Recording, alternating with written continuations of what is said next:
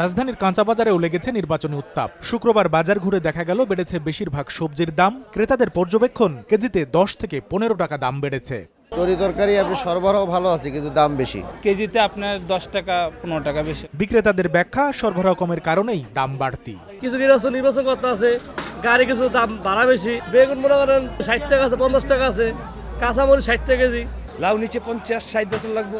যোগান কম এমন দাবি মাছ বিক্রেতাদেরও। প্রতিহাল ইলিশের দাম বেড়েছে 500 টাকা, আর অন্যান্য মাছের দাম বেড়েছে কেজিতে 100 টাকা পর্যন্ত। রুই যেমন এগুলো 250 টাকা কেজি হওয়ার কথা, ওরা 300-350 টাকা চাচ্ছে। শুক্রবারে সাপ্লাইও বেশি থাকে, দামটাও বেশি থাকে। বোয়াল মাছ 600 টাকা, আইন মাছ 700 টাকা, মাগুর মাছ 500 টাকা কেজি, শিং মাছ 500-400 কেজি। তখন 50-100 টাকা বাড়তি বেড়ে গেছে। আলিতে 400 টাকা বেশি, আলি এলো আপনার 3200।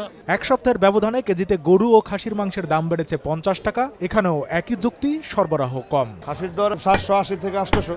সবাই নির্বাচনমুখী, হাটে ঘাটে মালটাল কম উঠে। হাড্ডি চর্বি ছাড়া 500, আর হাট সহ 450।